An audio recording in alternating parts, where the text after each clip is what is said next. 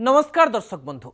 आज भी दुईटी लोक भितर जदि कौन प्रकार असुविधा हुए तेबे जड़े अन्य जन को अति विश्वास सह कहे मु तुमको कोर्ट रे देखनेबी। आईन उपरे एबे भी समस्तंकर प्राय विश्वास रही। तेबे तल कोर्ट रे संतुष्ट न हेले लोके द्वारस्थ हुअंती हाईकोर्ट और हाईकोर्ट रे संतुष्ट न हेले सीधा सर्वोच्च न्यायालय बा सुप्रीम कोर्ट। आज मु आपणको सुप्रीम कोर्ट और दोषी मध्य होइथिबा एक रोचक प्रश्न उत्तर विषय कहवाकू चाहिए। सर्वोच्च न्यायालय सोमवार अर्थात मार्च 1 तारिख दिन नाबालिका झील सह दुष्कर्म करथिबा जने अभियुक्त को प्रश्न करथिले जे कौन से सही झील सह विवाह करबा पई प्रस्तुत अछंती।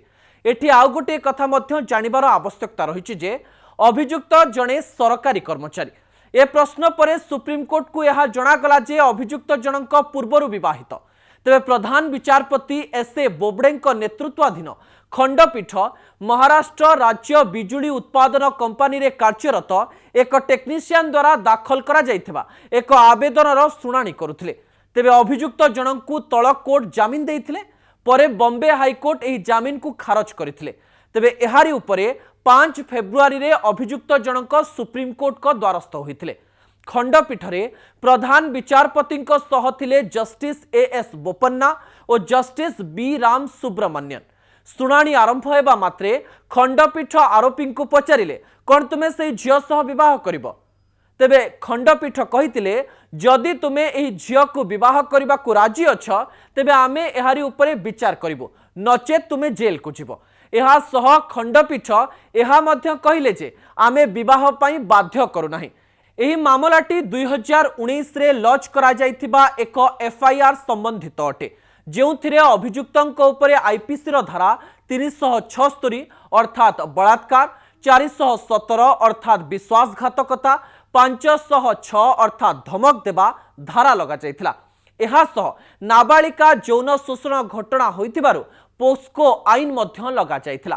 तेरे घटनाटी किछि एमती थिला, जड़े युवती अभियोग करथिले जे जेबे से 16 वर्षर होइथिले, नवम श्रेणी रे पढुथिले, सेतेबेले अभियुक्त जनक ताकू पीछा करथिले। आवेदन पत्र रे युवती जनक लिखिथिले जे अभियुक्त जनक तांकर संपर्कीय थिला और बहुबार तांक घर को जिबा आसिबा मध्य करुथिला।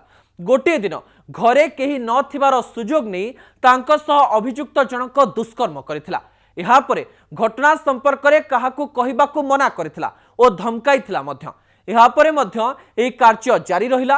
अभियुक्त पीछा करुथिला, तांकू धमकाउथिला, घर को आसुथिला और तांक सह दुष्कर्म करुथिला।